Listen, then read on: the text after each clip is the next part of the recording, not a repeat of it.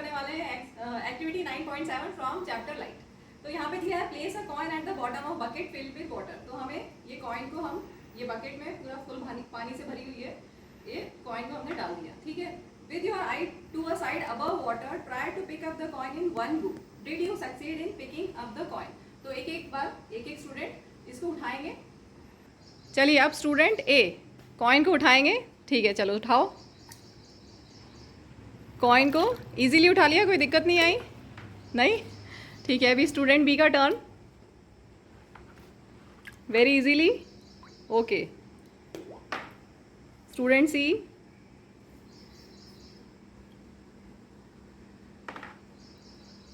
आराम से मिल रहा है? Okay, student D.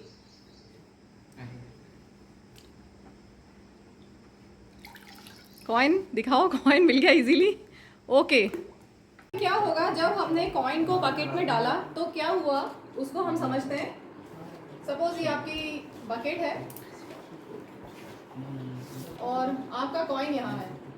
ठीक है, बकेट फुल ऑफ वाटर। अब यहाँ पर लाइट रे क्या हो रहा है, एक मीडियम से दूसरे मीडियम में जा रही है। इधर एयर है, इधर वाटर है। ठीक है, when light ray travels from one medium to another medium, तो क्या होता है, लाइट रे की बेंडिंग हो जाती है। Light ray bends when light ray travels from one medium to another medium, light ray bends. अब बेंडिंग कैसे होगी वो डिपेंड करेगा कि मीडियम कैसे मीडियम से कैसे मीडियम पे लाइट रे गई है। अच्छा यहाँ ध्यान दीजिए, यहाँ पर एयर है और यहाँ वाटर। ठीक है, बाहर एयर, अभी हमने जो देखा, ठीक है, वहाँ बाहर एयर और अंदर बकेट में वाटर है। तो air is rarer medium and water is denser medium. Optically air is optically rarer medium and water is optically denser medium comparatively. अगर हम एयर और वाटर को कंपेयर करते हैं तो air is rarer medium and water is denser medium. In general denser का मतलब क्या होता है, जहाँ पे डेंसिटी ज़्यादा हो, जहाँ मॉलिक्यूल्स पास हो। डे टू डे लैंग्वेज में हम क्या बोलते हैं, डेंसिटी ज़्यादा मतलब मॉलिक्यूल्स पास। ठीक है, तो जनरली सॉलिड्स की डेंसिटी ज़्यादा होती है, लिक्विड की उससे कम और गैस की उससे भी कम। लेकिन यहाँ पर वो जनरल वाली बात नहीं है, यहाँ ऑप्टिकली डेंसर मीडियम है। ठीक है, तो हमेशा जो डे टू डे लैंग्वेज में हम डेंसिटी यूज़ करते हैं वो इसमें हमेशा नहीं चलेगी, अभी जनरल एयर और वाटर में चल जाएगी। तो उसी को हम समझते हैं। एयर और वाटर को कंपेयर करोगे तो एयर कंपैरेटिवली रेयरर मीडियम है और वाटर डेंसर मीडियम। ठीक है, तो when light ray travels from rarer to denser medium, suppose ये हमारा वाटर सरफेस है। When light ray travels from rarer to denser, मैं इसको थोड़ा सा और बड़ा ले लूँ क्योंकि मुझे यहाँ रिफ्रैक्शन अच्छे से बताना है। इसको मान लेना और आगे तक है। ठीक है, कंटेनर। तो लाइट रे जब ट्रैवल होती है रेयरर से डेंसर मीडियम में, it bends towards the normal. कैसे याद रखोगे? R D Sharma tough. याद करने का तरीका है जैसे आप याद करना चाहो। आर डी शर्मा सबने की हुई है मैथ्स में, थोड़ी सी टफ लगती है, नहीं लगती तो कोई बात नहीं, अभी याद करोगी tough. R D Sharma very tough. ठीक है, यहाँ है रेयरर मीडियम,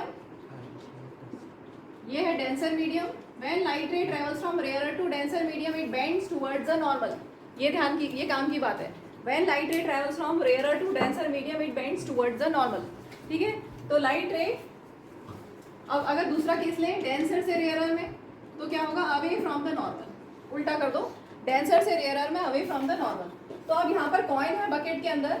ठीक है, कोई भी चीज़ आप कब देख पाते हो, जब लाइट रे वहाँ से रिफ्लेक्ट होकर आपके आइस तक आए। कोई भी ऑब्जेक्ट कब दिखेगा, जब लाइट रेज रिफ्लेक्ट होकर आपके आइस तक आए। ठीक है, तो हम लेते हैं, सपोज ये ऑब्जेक्ट आपका यहाँ पर है और यहाँ से बहुत सारी लाइट रेज आपकी आइस तक आएंगी। हम सिर्फ 2 ही लाइट रेज लेंगे फॉर आवर कन्वीनियंस। ठीक है, to make our diagram easier. तो एक लाइट रे मैं ये ले रही हूँ और एक लाइट रे ये ले रही हूँ।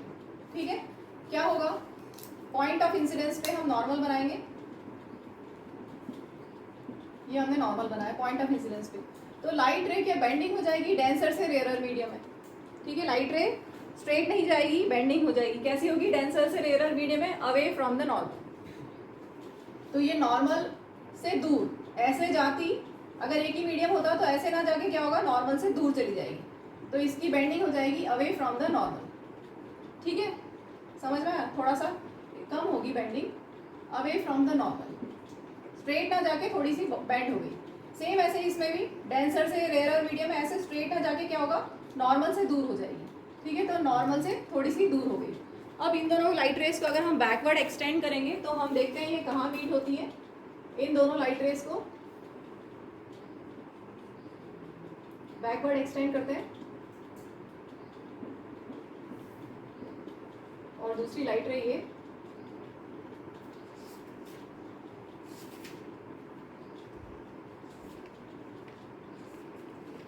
तो हमें लगा कि यहाँ कहीं पे ये मीट हो रही है, ठीक है। तो आप जब यहाँ से देखोगे, ये आपकी आईज, आपने यहाँ से देखा तो आपको क्या लगेगा, ये कॉइन यहाँ नहीं लगेगा, आपको यहाँ लगेगा, यहाँ नहीं मीट हुई हमारी, यहाँ मीट हुई है, ठीक है। तो आपको कॉइन स्लाइटली रेज्ड दिखाई देगा, समझ में आया? कॉइन की एक्चुअल पोजीशन पे नहीं दिखाई देगा, वो थोड़ा सा ऊपर दिखाई देगा।